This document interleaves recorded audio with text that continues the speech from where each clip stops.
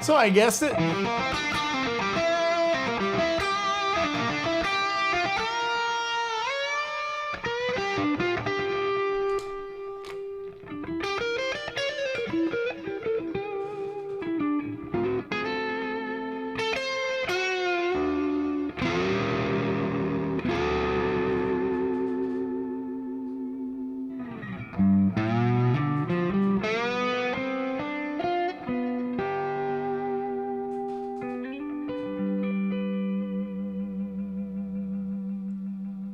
Yeah. All right. Some all blues there for you. At least my take on it. I hope we've got some good audio today. Thank you. Yeah. It's always good to get back in here and hang out with you guys. I keep saying it. I think I'm just going to start live streaming when I want to. And when I'm feeling it, you can't always control when you're feeling it and when you're not. Today it feels good, Some days you don't know, it's like you're practicing, you're like, man, I should go live right now. I don't know. These are live, and I think there's something interesting about live music and live improvs and just shooting from the hip, because it's the one thing that you can't get an AI of. You can't get an AI live hang, You can't do what we're going to do today and hang out with each other and engage and be humans. And also, that there ain't no fakery going on. What I'm playing, good, bad, or ugly, is what I'm playing. And I think there's something special to that when every other, video I see of some hot guitar playing, it's edited, and there's nothing wrong with that, but it's taking over like what the cool factor is. And there's certain young kids that are just murdering the game, like Mateo, and Baxty's killing it. There's just some young players out there, really inspirational. And Dylan, I think his name's Dylan James from Georgia, redheaded guy with a beard and glasses, plays a lot of really great slide stuff. I think it's fun to shine the light on the people that can really do it. And you know what I mean by that? I'm not hating on people that edit. Some of these young kids that are doing like the Buried Alive thing and that style of playing, it's like they're closer to a DJ than they are like a guitar player in the traditional sense. And I think there's room for that. It's just how you present it to the listener and how you present your statement to the listener. And to me, something that matters to me is just authenticity. Are you what you say you are? Is you playing what you say it is? It's so easy to, get down in the weeds of comment section and look at, the reason I play this tune is it kind of came from a comment section. I was looking at a lovely video of Schofield, Aldimiola, and Lukather playing it, and they all sounded great. They all sounded spectacular. And for whatever reason, people, started like hating on some of the solos that maybe Al was doing, and there was some hate on Lukather's tone, and I was just like, guys, say their names with respect. That's Al Di Meola. Like, that is Steve Lukather. Watch your mouth. Do not sit there from the other side of the screen and act like you can do, so, you've got any, the capabilities of, casting an opinion on those cats. You know what I mean? Where's your, running down the Spanish highway? Where's your Mediterranean Sundance, right? Where's your Rosanna, right? Like, there's a lot of that. So, I wanted to just solo over the tune and have some fun laying back and playing it like I would kind of play it. I'm using a lot more bar these days than I have in the past. I think that just comes from, it's interesting to me right now in life. It's not, I'm not trying to be that kind of player that does it all the time. But it is fun to play some of those licks with it, It's a nice sound that I enjoy, especially a tone like this. This is kind of that, like, I think this is what I think of when I think of the Dan Huff record, that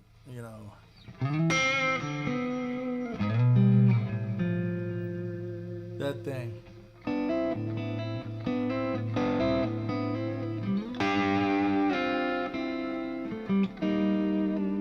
Those kind of...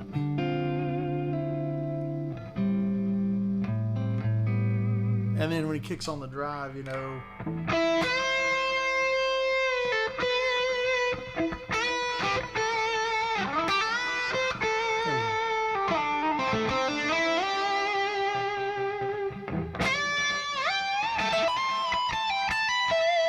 it's got a nice kind of hollowed out sound that I like, where the drive kind of sits around the note.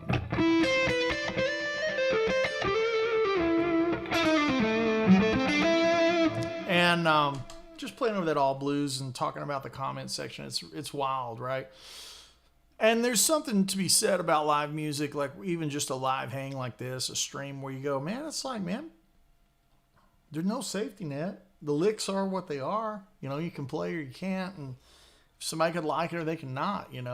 Interesting always to see that a lot of times, and I'd say 9.8 or 9.9 times that I click on somebody that's hating on something and I go to their page and there's never any playing. It's like, there was a guy this week that was, casting a lot of evil wickedness around and no playing.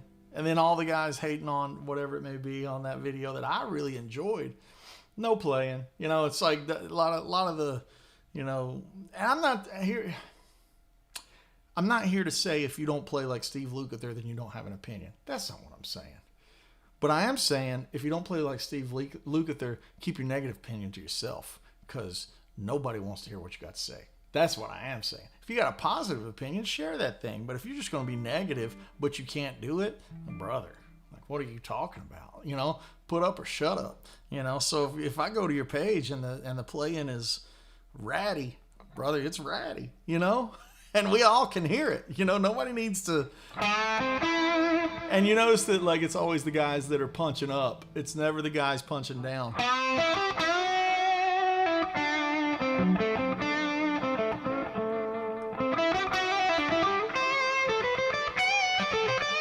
So we're talking about tone today. We're talking about the AM4. That's my little welcome to the rant, welcome to the episode rant. But we're talking about tone today, and we're talking about the AM4. I have spent the better part of my time off at the front of the year. I say the front of the year. It's from like the end of February, March, and April. So I've spent 2 months building all of these tones for the Axe Effects ecosystem. Originally, this is something that Chuck and I had done in the past, where I would build stuff. Chuck would upload it to the store on andywoodmusic.com, and you guys would be able to get them as I made them, just a la carte. And this is the first time I've sit down and been like, yo, let's really have some fun with this and cater each device to itself, right? Catering the AM4 and how it works to itself, catering the FM9, how it works, catering the Axe Effects 3 and how, and really it boils down to this. This is how I use it. It's not the end all be all. There's guys out there that do all this kind of stuff and they make, patches that sound like your favorite players.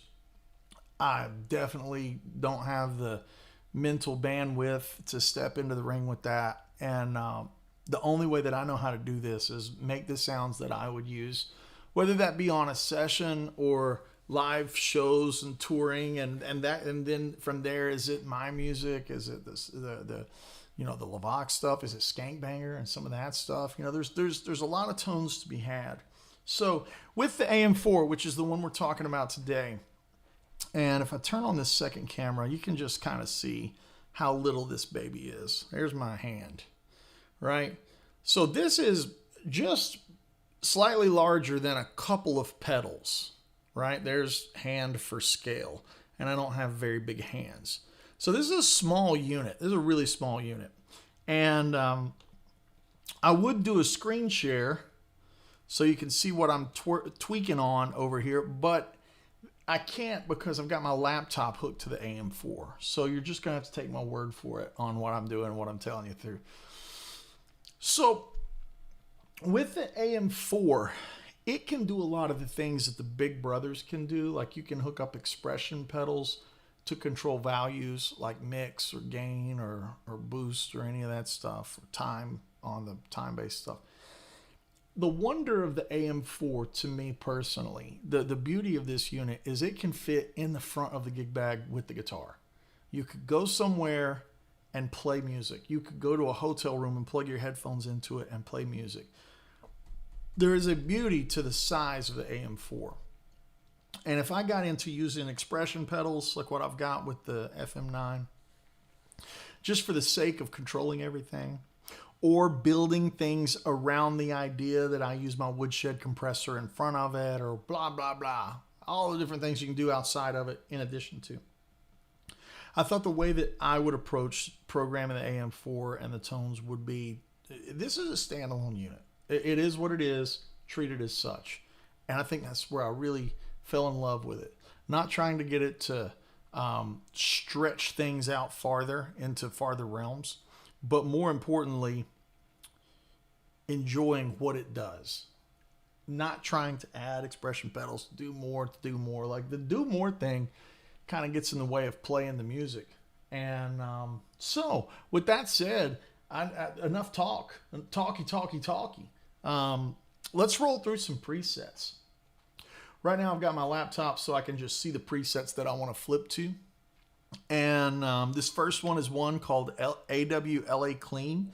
And on other devices, I think it's going to be called Shimmer. And it's that kind of sound, which is, you would hear this on like Glory of Love. Those kind of Dan Huffy. It's like that almost DI kind of sound.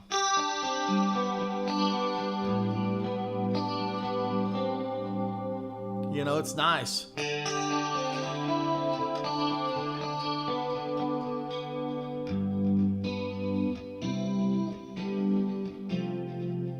It's a really nice sound. Kind of like Man in the Mirror and some of that stuff. Now, here's what's interesting about this LA Clean tone. It's kind of the sound that I also dialed in because Storms and Sparrows is meant to be that kind of song.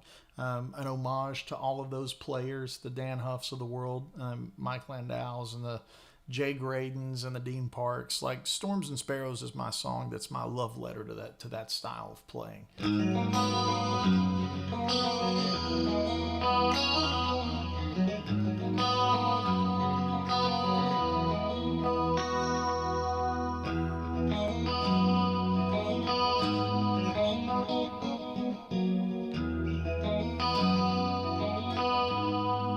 It's really nice, kind of just stays out of the way. It's, as Dan always described it, it's everywhere and nowhere all at once.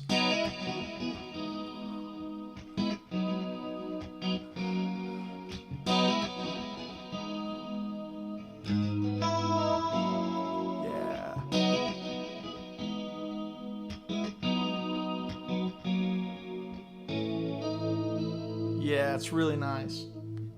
Now the next patch is called AW Lone Star, and this is not meant to be my take on Texas blues. It's meant to be my take on the actual amplifier. switches over around on the other side of the wall.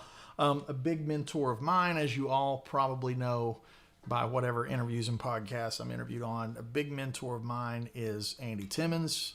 I've always said he's the Obi-Wan Kenobi in my life. That is, as an adult, I've gleaned so much information from AT, and a lot of that is how I get stuff to sound spacious. That's very much a Timmons thing, you know.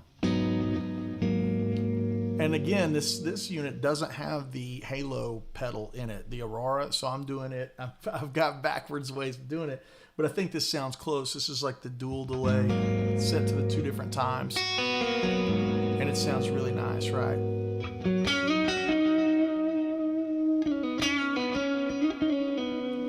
This first version of it is the drive block off, and this is what I would use for like...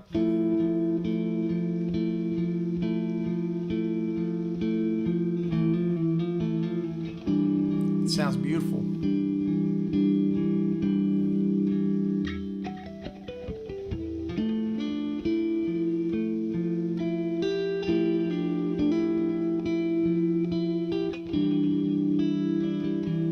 Right.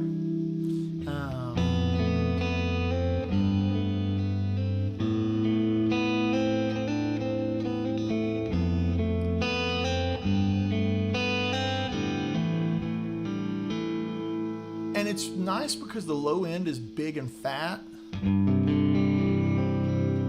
But if you wouldn't believe me, I've got the bass almost all the way off. You know, and it sounds lovely.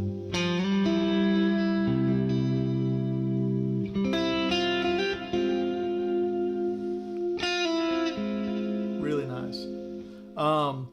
The drive block kind of comes in like a subtle thing.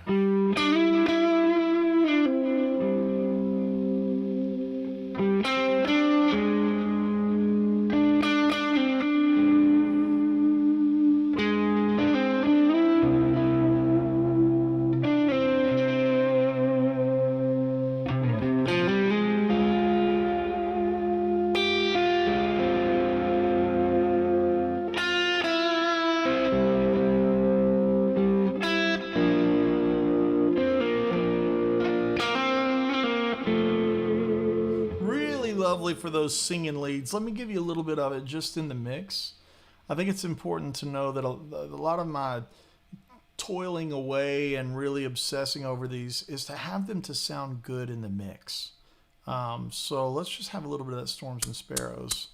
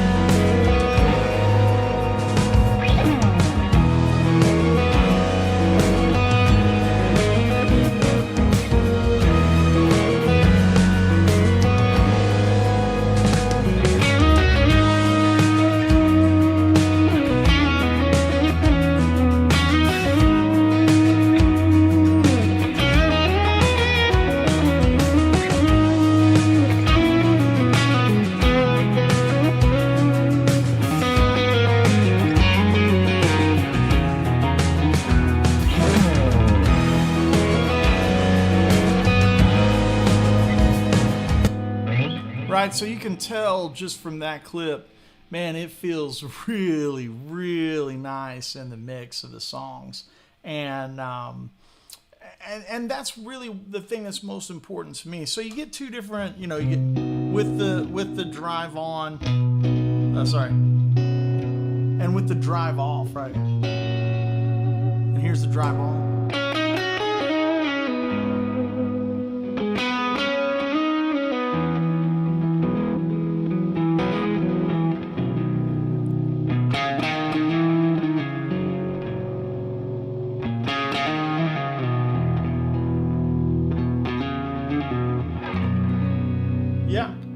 We have a lot of presets to get through, and it's already 3:28, so we're gonna have to kick up the tempo a little bit. This next one is my take on. Let's just say, make sure that that's saved. Excellent.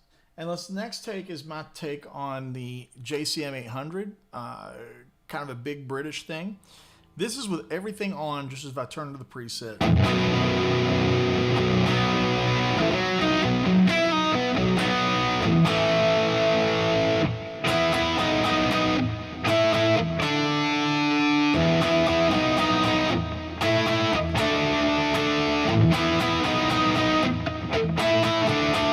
You know, it's definitely.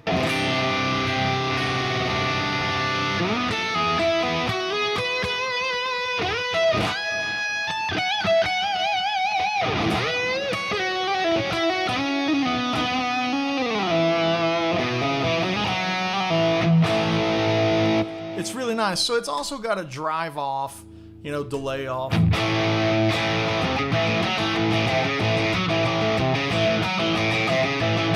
You know, just kind of sounds like a rowdy 800, right? And then with the drive block on, it's way more like Zakk Wylde.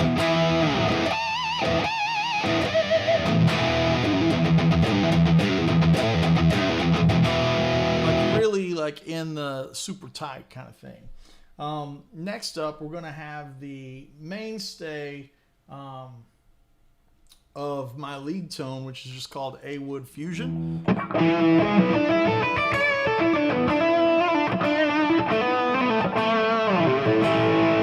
This would be like what I use for maybe the front of this tune right here.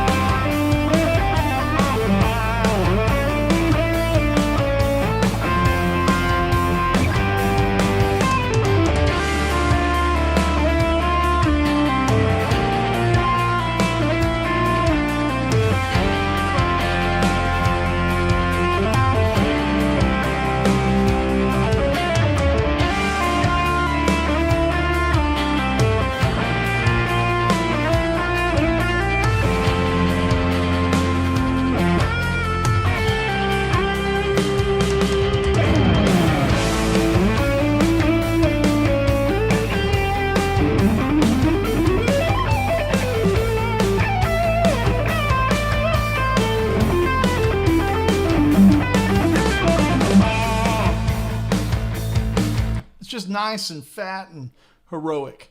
Continuing forward, this next one is a bluesy kind of thing, and it's inspired by the Stevie Ray Vaughan.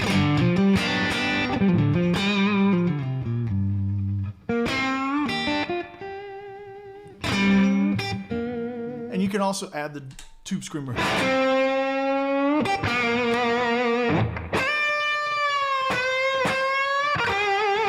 Way more like it with the Strat, of course, but we don't have time to jump back and forth on all these different guitars. This next one is kind of similar to the last and the other lead tone, but this is a little more open and a little less low end. A little more delay, a little more heroic. This is like what I would use on this tune right here. And I got a flanger built in, so if I wanted this kind of thing.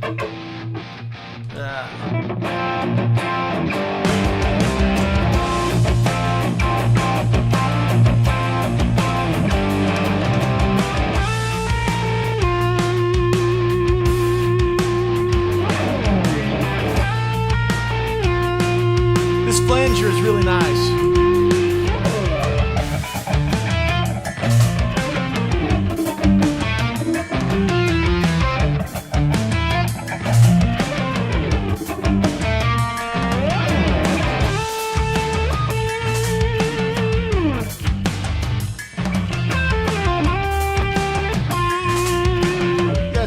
mix, right.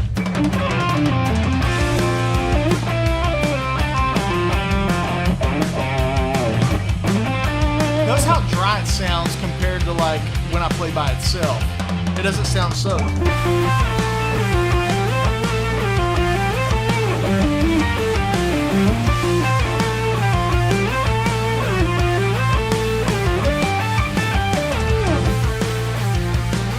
But listen to how much actual delay's on it.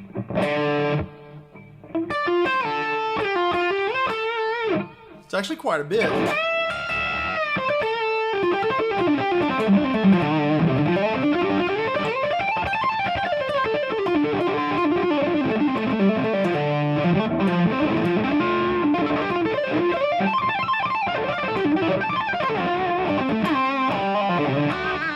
It's a nice sound. Next up is this one that was by request. Again, this is meant to be with a Strat, but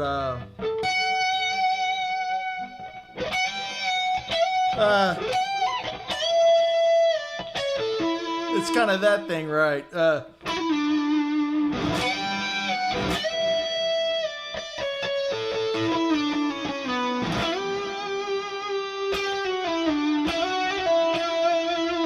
You know,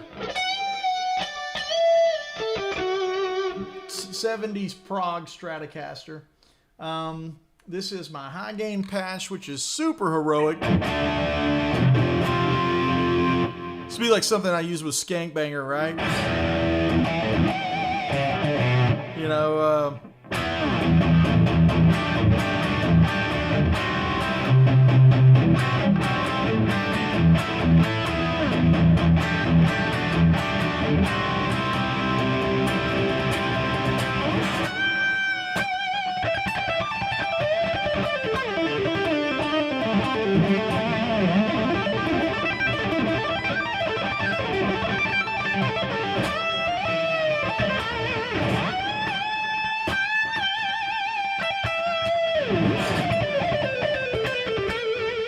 you know, it sounds really nice, right?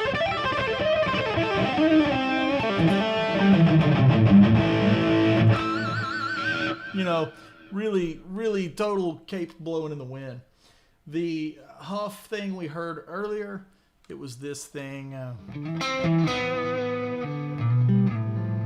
Right. And then this one is just called Classic Rock, but it's meant to be similar to the...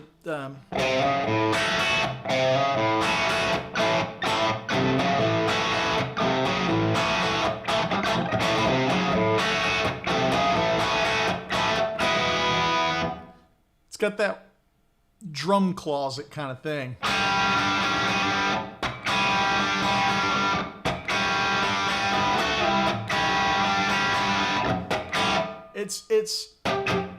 It's got that.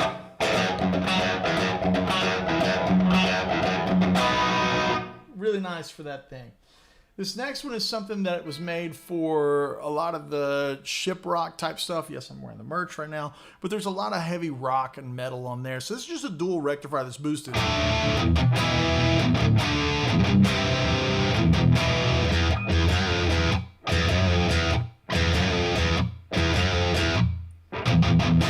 It's got really that like super tight, you know, boosted dual rec thing.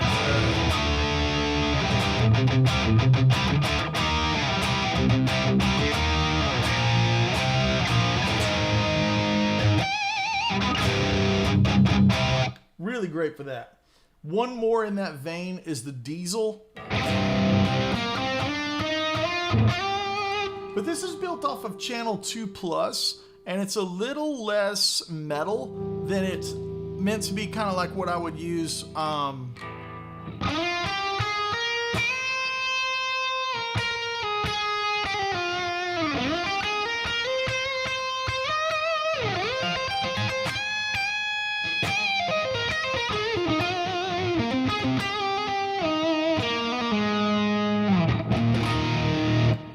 more smooth and sexy.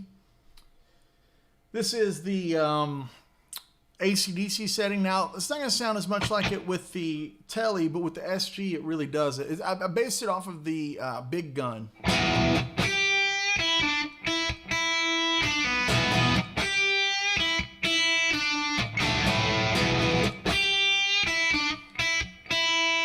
got that thing. And it's also got that little bit of Live in Donington kind of thing.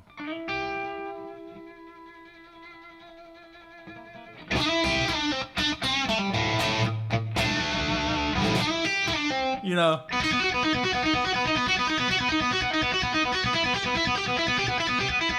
it really kind of gets us close to that world of Angus's Marshalls that have been boosted with the wireless buffer that he likes. We've got a jazz bow setting, which is kind of self-explanatory.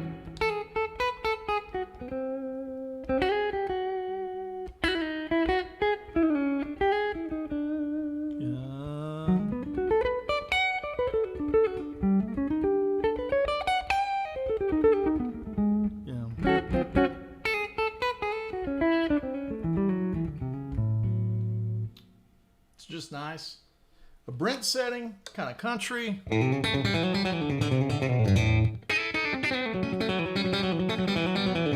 If that's tongue-tied, specifically nice with the actual single coil telly. We've got an Aerosmith based off the Living on the Edge tones.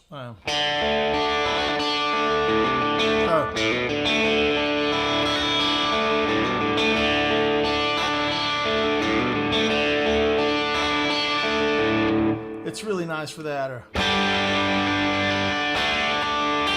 Oh, what was that one?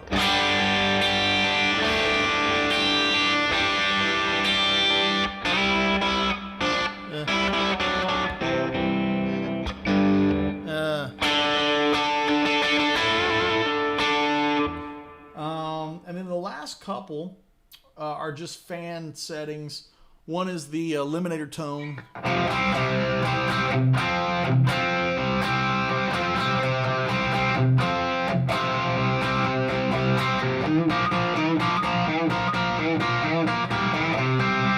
Really nice.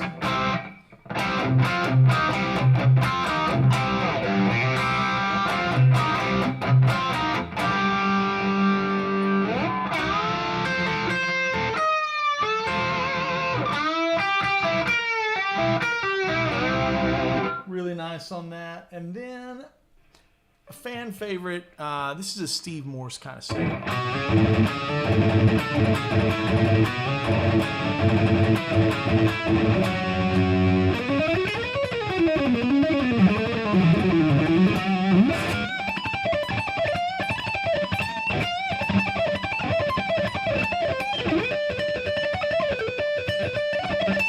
You know, it really kind of nails his thing.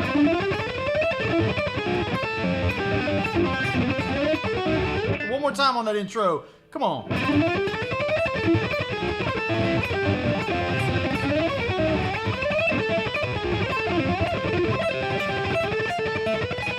You know, that's a tough tune to play, especially when I'm not in shape on it.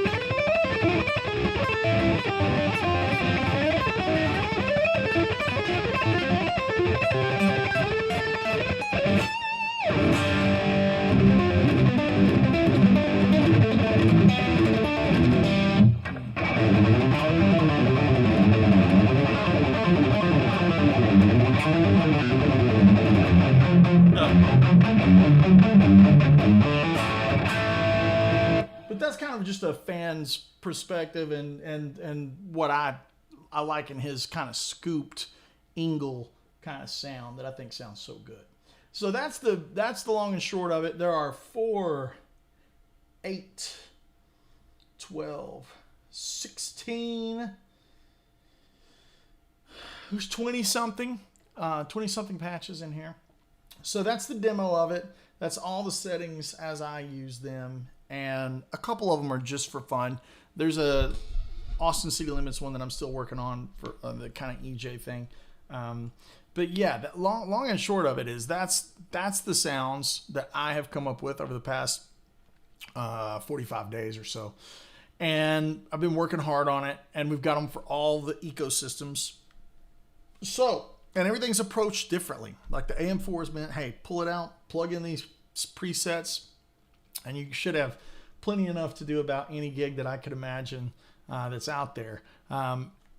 understanding though that, there's not some crazy time-based stuff like a worship preset or a U2 edge kind of preset, but everything else within realm, it should be just a Swiss Army knife of things that you can do, right?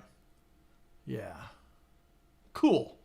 All right. Now, let's dig into the questions. I'm going to the top of the chat, and as you have things to ask and say, please put it in the chat. I'm going to open that up right now and take a look at everything and enjoy your fellowship that you're blessing me with today. So, yeah, we've got a lot of folks coming in. Hello, Barcelona. That's amazing. All the way across the pond over there. Good audio. Good. Here we go. This is from Earl. How do you know when to rest when your hands start to feel in pain in the joints? How do you care for your hands? If it starts to hurt, I just stop. I don't really have a regiment that I stick to. Today I've been staying up and into the night, and today I just rested most of the day. I didn't play guitar till this live stream. I did not play the guitar all day until this live stream. So it's very just a day by day basis. So yeah, a lot of Huff stuff. Yeah, people are giving some good love on the Huff patches. Yeah, look forward to doing these streams. Right? Yeah. Braxel's in the house. Hope you're doing well. This is Braxel. Andy, I got the VP4. I heard the processor is not as good compared to the Quad Cortex. Do you think the processor lacks for the effects? I'm trying to sort the truth of this. Okay, I don't have a favoritism in manufacturers. I've met and I'm friends with the guys at Neural. I've met them at NAMM shows and stuff, and they're really nice guys. Matt and Cliff and I we go way back and Cooper with Axe Effects. A lot of things they've implemented, they've listened to artists across their roster, myself included, and presented things. So my opinions are my own, and it has nothing to do with what the people are that make these things. So in my opinion, I think the VP4 crushes the Quad Cortex as far as effects. I think the VP4 is the effects unit. I think it's got to play ball against the H9. The Quad Cortex is amazing. It really is, but that needs to play ball with the Axe FX 3. The VP4 doesn't even do amps. It's just all processing power used solely for the effects. The Quad Cortex is using its processing power, obviously to divvy it up, and you could structure it however you want. I've not spent enough time with Quad Cortex. I've not. But I have stayed enough with it to hear the verbs and delays, and they're good. I just think what Fractal can do and how much control you can have over the parameters is pretty insane. And I think they're the industry leader for a reason. And the VP4 is my most used pedal. I have 3 of those. I have one for the smallest board, one for the medium board, one for the big board. I have 4, and one for the skank board now. So I have 4 VP4s. It's the best effects pedal I've ever tried. Multi-effects, right? So that's the thoughts on that. Earl is saying the VP4 paired with the AM4 is a great 2-pedal solution. And I absolutely agree with that. I would also say, but by that point, just get the FM9. That's just moving into that. It's like an in-between thing. And at that point, get the FM9 and just be in this ecosystem. That's just my thoughts. I don't think there's a wrong way to do it. Braxel saying why processing power of the VP4 is not that great. I heard from several people that the effects should be better quality. I don't know who said that. Who said the effects don't sound good in the Fractal? Let me say this. If you don't think the effects sound good in the Fractal, I want to hear you. I want to hear you play the guitar. I want to hear you play the Fractal, because my default old man reaction is, I bet you're not as good at guitar as the Fractal is effects, right? So if you're saying, oh, it doesn't sound real enough, guys, we were lucky to have DD3s and DD5s, and I remember when the Strymon timeline came out, it was earth-shatteringly great. Brother, the VP4 can do it.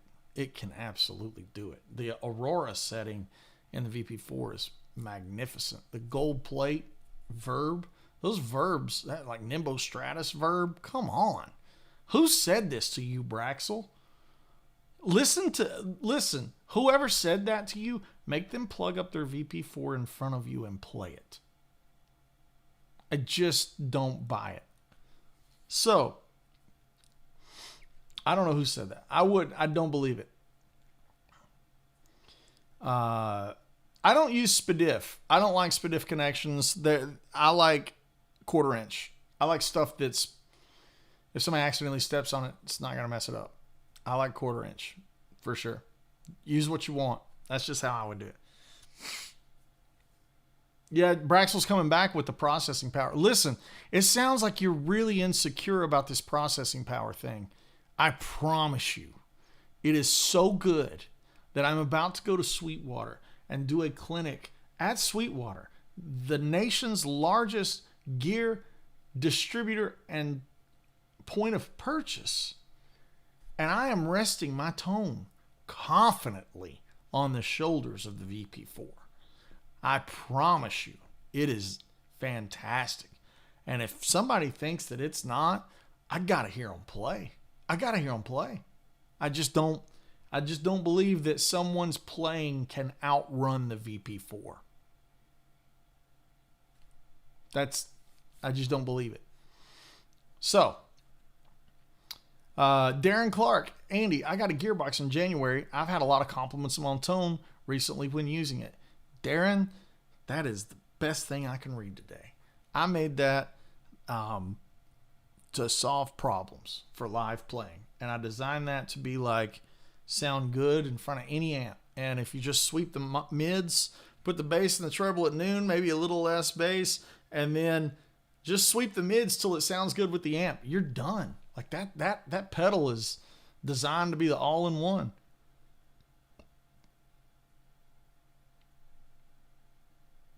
I don't know what little rap guy's saying. Shout out to everyone else thinking we need a better guitar hearing Andy Wood play. I don't know what that means. Oh, little rap says Andy Wood plays guitar and guitar sales go up. I mean, I don't know if that's true, but that would be nice to believe that, right?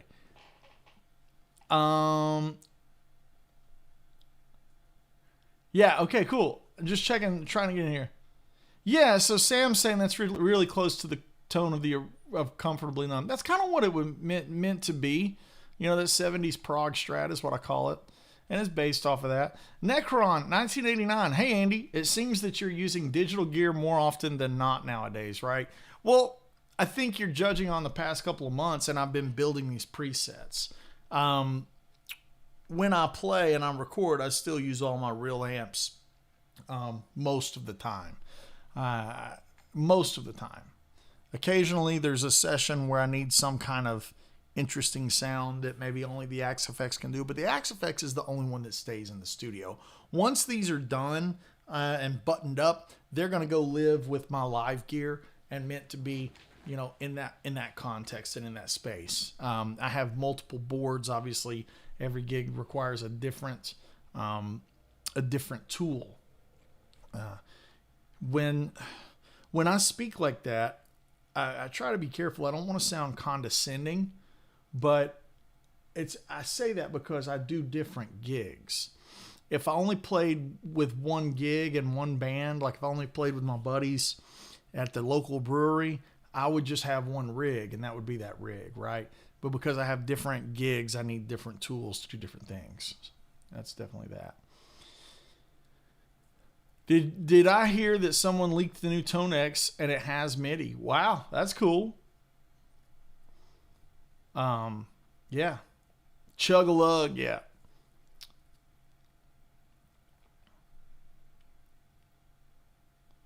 I'm just checking out here.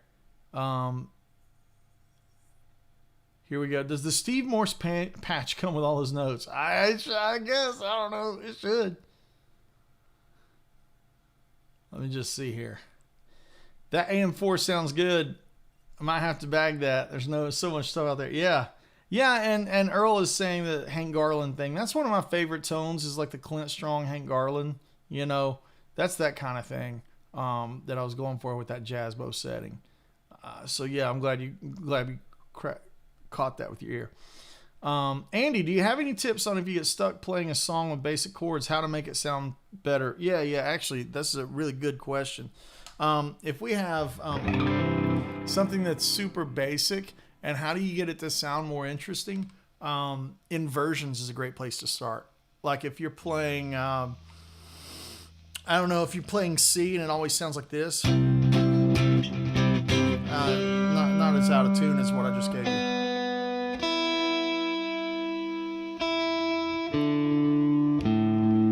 There it is. There you are. Okay, if you're playing C like that and you're only kind of playing it down here, maybe use an inversion where you put the 5 on the bottom. Right? Go up to the 4.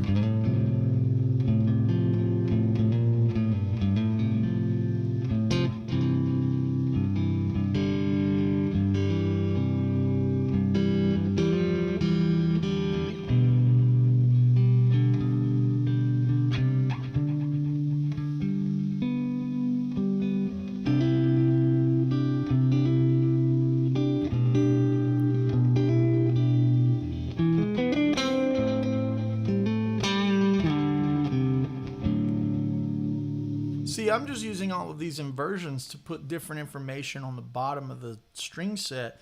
I think a common problem when people get stuck into using boring chords is they always have the root as the lowest note. As a guitar player, that's really not needed because a bass player is going to carry that root.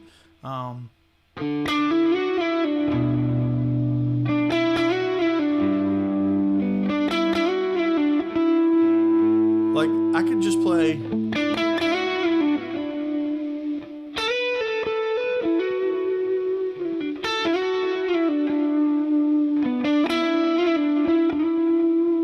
If the bass player's got that information,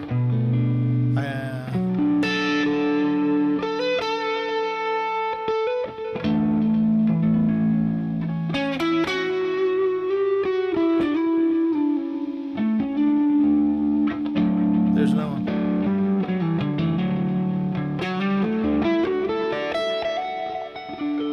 Like when I just give you the 5 and the 3, you can hear that that's a D.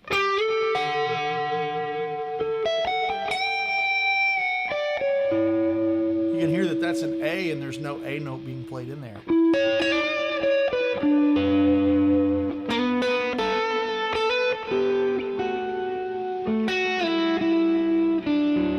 Finally hit the D, it resolves. I think that's the quick answer to that. We could have a whole lesson on it. And maybe that might be a nice lesson for Patreon. Andy, do you have any tips on getting stuck playing basic chords? How do you make it sound better? Yeah, change the inversion. Yeah. The thing about the AM4 is it has built-in cab profiles and does not build an external IR, so everything to build itself is contained, unlike the Tonex. Yeah, that's a great point too. Great points are being made. Andy, all the settings sound great to me. Cheers, man. Yeah. Cheers. Any tips for the? This is from Baroque Blues. Any tips for the way you have a dark tone, but it's not muddy? Anytime I try to have a dark tone, it's just mud buckets. Most people are always adding things and more until it's what they want. I work in the opposite way. For example, if I have an old Marshall, start with all the EQs off. Slowly roll them up to like 9 o'clock. Add the one that you need. You know what I mean? Turn the amp loud as it'll go. And my tone is dark, but it's kind of liquidy and vocal. And it's funny enough on this this Lone Star patch, a lot of that darkness that you're hearing, I think what you're calling darkness, the amp settings in the patch are bass at 9 o'clock, mids at 12 o'clock, treble 1 o'clock, presence 1 o'clock. But I'm doing a top end shelf on the super top of the tone, right? So I don't want too much artificial high end coming through.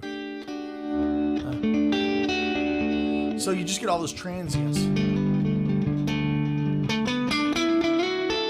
You get all that stringiness that's nice. And then we'll bring it.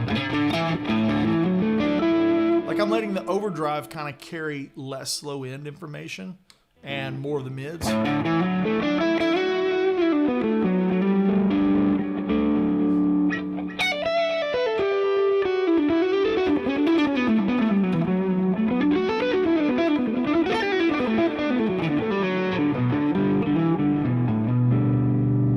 And this still applies to the big, crazy fusion, huge tones, right?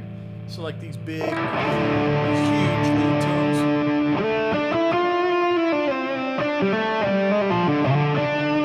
I'm not using a lot of low end. I'm actually taking the top off. And the top isn't coming off in the amp block. This is a Dirty Shirley amp. And the top end is coming in a graphic EQ. Actually, it's in the cab block. Oh, that's where I did it. Cool. Yeah, I just did my high shelf in the cab block. So yeah. But it sounds super nice and liquidy, and sounds like my tone. Like if I'm playing, oh geez, I don't know. What's one that we're going to play? Maybe this one.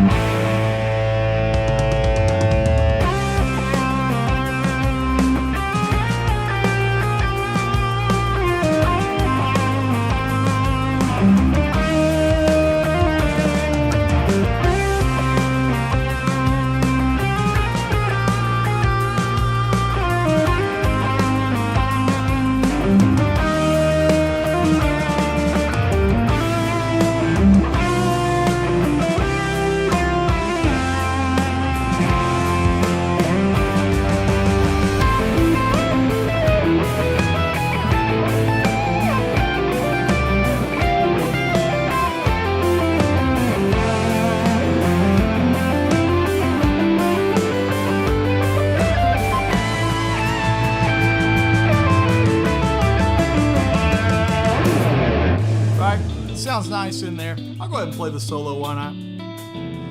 I haven't practiced this one very much.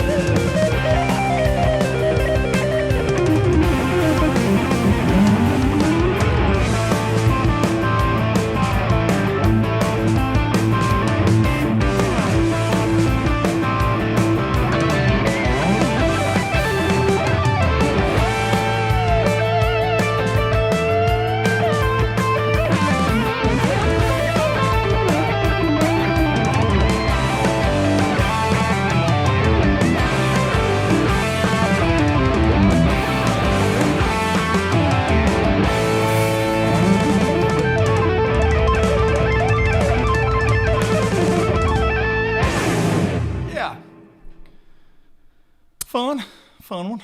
I need to practice it a little bit. But yeah, that's really kind of like my angle is getting me, getting the low end to sit out of the way so it's not muddy. Great question.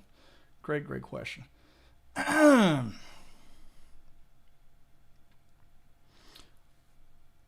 Let's see. A couple more questions.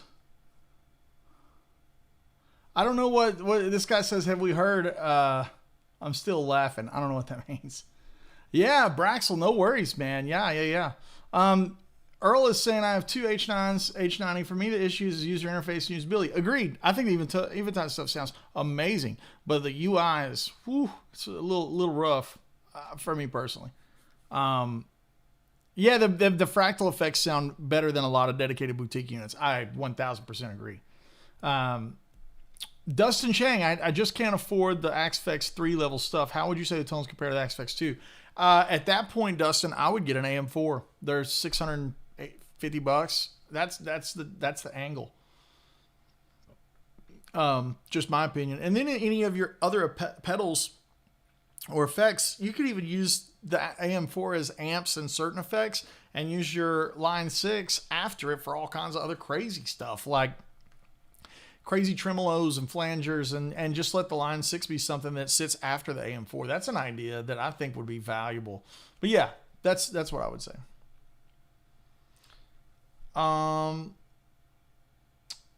Andy, recently bought a VP4 after watching you play with it.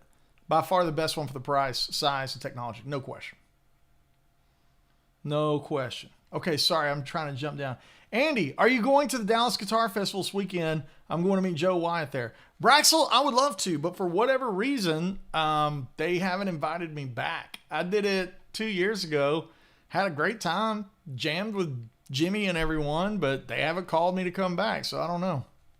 They may not like what I do. I don't know if they do or not. They haven't. My phone hasn't rang, so no. Earl says, Andy, this is a bit off topic, but have you explored the library of VST plugins? Best of show, great for DAW integration for home studio. That's amazing. I'm not a plugin. I haven't fallen down that rabbit hole because I'm not making all of that kind of stuff. Maybe I should. Maybe one day I should just lock down and try to figure out how to do a lot of that stuff. But I end up just living in my world of guitar tone. And instead of trying to be all things to all people, I just try to do the thing that I do as good as I can do it. Yeah. Patrick says, I can't believe I'm watching this for free. Well, Patrick, you can feel free to go to Patreon and throw $5 in the tip bucket over there if you want to give me some beer money. If you want to buy me a beer once a month. Yeah, patreon.com/AndyWoodMusic supports the fact that I can do YouTube live streams and it's free. So if you enjoy what I'm doing here and you just want to support this channel, $5 a month on Patreon, and it still gets you access to 5 years worth of lesson videos over there, which is crazy. I mean, maybe 6 years of lesson videos now. Yeah, I started in COVID. So, yeah, if you want that, that's over there. And then, of course, it scales. So if you wanted to have a one-on-one 30-minute seminar, there's even a tier for that. And that's just done through Zoom. And then there's a tier that's $25 a month. And for $25 a month, you get to join our weekly live Zoom masterclass, which is really, really fun. I host that on Zoom from Patreon, and I pay for the Zoom that lets the meetings go as long as you want and have as many members in the meeting. So part of what that financial contribution goes to do is just cover stuff like that. So that happens 4 times a month. There's 4 of those weekly live Zoom masterclasses. All of that is at patreon.com/AndyWoodMusic. Yeah. Mike says, hey, Andy, not trying to blow some smoke. I've really been inspired with your picking lately. Very calm looking. Hey, man, I appreciate that. Jack Green says, have you ever played with Guthrie Trepp? I have. Guthrie's a buddy, and we've hosted him at the Woodshed Guitar Experience. Year 2. He came year 2.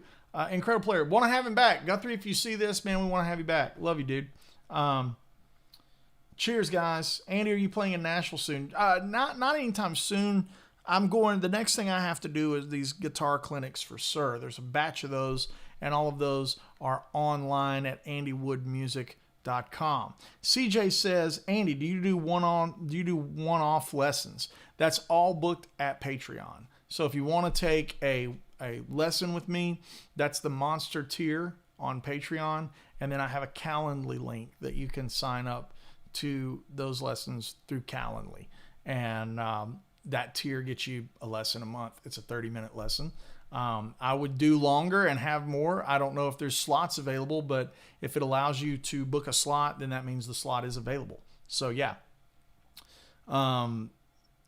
This is Dustin Chang. I'm not sure I like the AM4 foot switch options from what I've read in the manual. I was thinking full-size Helix versus an Ax8 or Ultra 2X.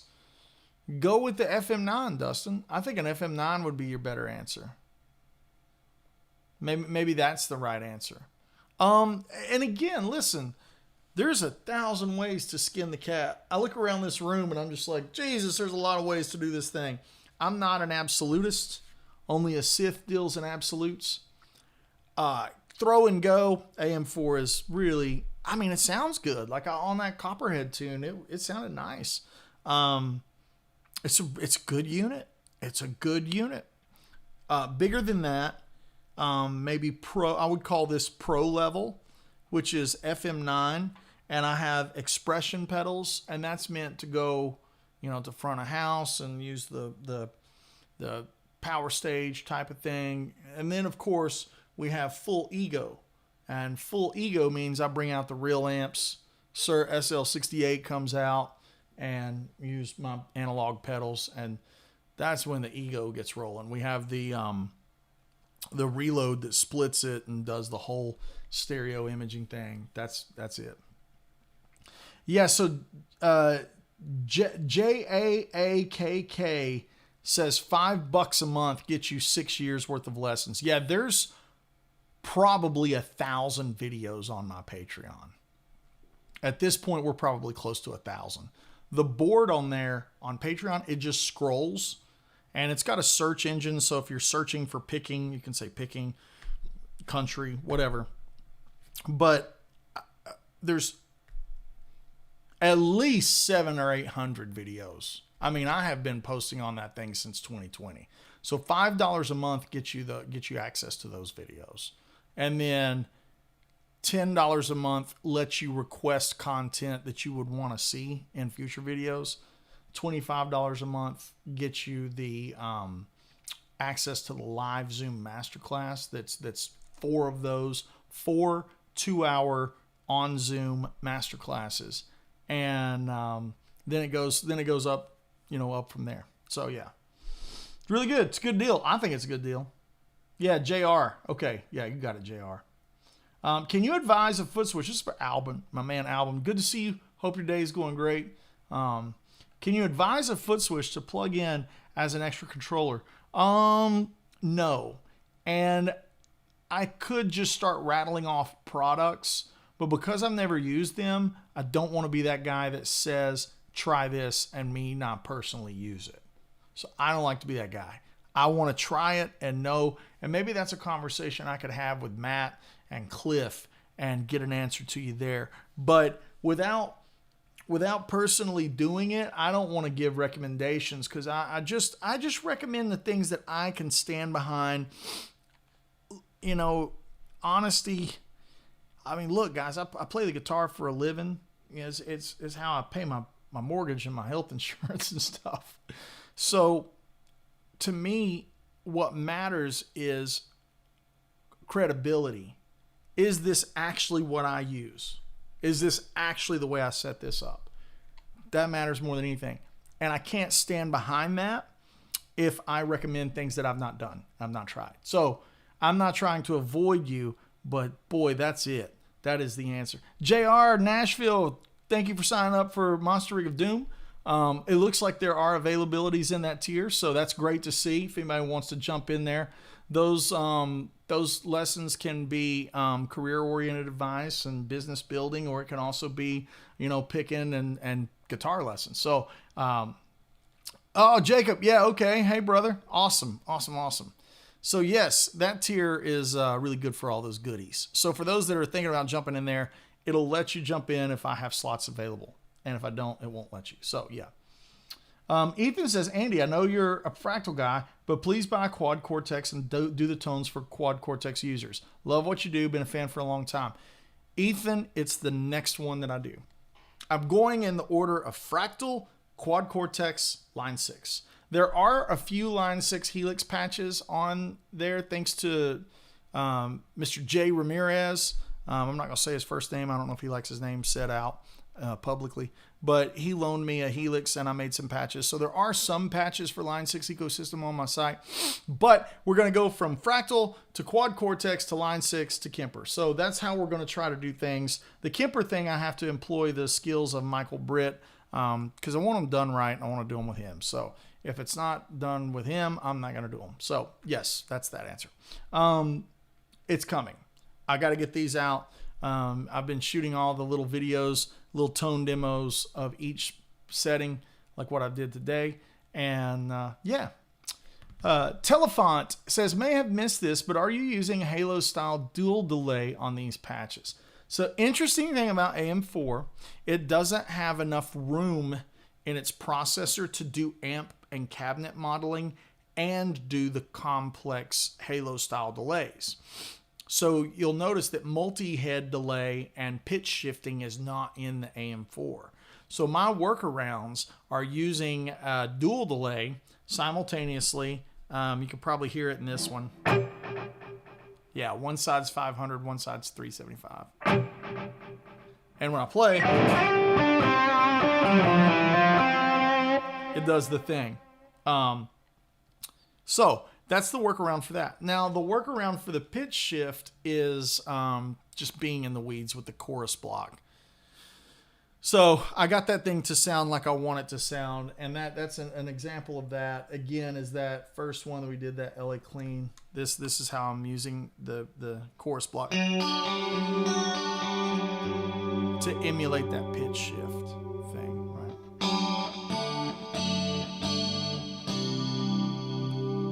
So because you're getting amp and cabinet blocks, Fractal had to choose what other effects couldn't be in this, right? Because those are horsepower hogs, right? And obviously reverb's a horsepower hog, resource hog. So that's my workarounds, and I think they sound really good. Now, if you get VP4 or FM9 or Aspx3, yeah, they've got the Aurora, which is the Halo, and it does the whole like feathering out sounds. Yeah. I would say this, Dustin. Yeah, the Aspx 2 level stuff is great. It sounds awesome, but the way that the files are shared is getting a little dated because you won't be able to jump in and grab things like some of the FM9 and Aspx 3 patches will talk to each other. You know what I mean? There's a little bit more community aspect with the newer units. So, all right, guys. I hope everyone has enjoyed the live stream. I'm going to continue my chores here in the studio. Chore number 1 today is finish all of these AM4 video demos for Chuck. And then the AM4 files will be shipped off to him, which is great. I'm excited to hand him that folder, hand him the keys, and he'll go do it. So that's big news. We're making progress, and there's actually a light at the end of the tunnel, and all the patches are made and done. So now it's just buttoning them up and putting the overview videos together and some of the FAQ videos. And yeah, and then we're going to be off to the races. I've worked really, really, really, really obsessively hard on these. I hope you guys like the way they sound. I have, really put in 2 months worth of my time building these patches. That may not seem like a lot, but that's really getting in the weeds and not being distracted with other aspects of music and recording for 2 months, just telling everybody no till I get these done. So I hope you guys like them for whichever device you buy them for. And I think I'm proud of them. I think they sound pretty good. So yeah, now we're just on the home stretch of getting them and buttoned up, and we'll be good to go. There's a new lesson. If you enjoyed the All Blues Jam at the beginning of today, there's the newest Patreon video that just went up yesterday, I think. Yep, yesterday. Addresses how to solo over all blues and get your chord tones to work for you. Some of those outside notes, so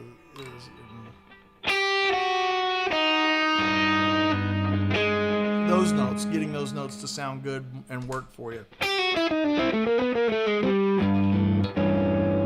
So if you're interested in that and you enjoyed the jam, please jump over to patreon.com/AndyWoodMusic. Now for all the store stuff. The store has hoodies, hats, t-shirts, all the goodies. Most importantly, it will be the home for these tones and these tone packs. And I'm lovingly referred to it as the vault, the tone vault. The tone vault will be at the store. That's AndyWoodMusic.com. And I think these are going to be great. We're pricing them really competitively, and it's 20 something patches per device, and the layouts are as I use them, which is pretty. I'll tell you this, it's 2 months worth of work, that's for sure. So I hope everybody enjoys it. Everyone have a great week. Thanks for being here as always, week in and week out. I appreciate you. If you feel so inclined, like and subscribe. If you don't feel so inclined, I just appreciate you hanging out regardless. Have a great week. Be blessed. I'll see you in the next one.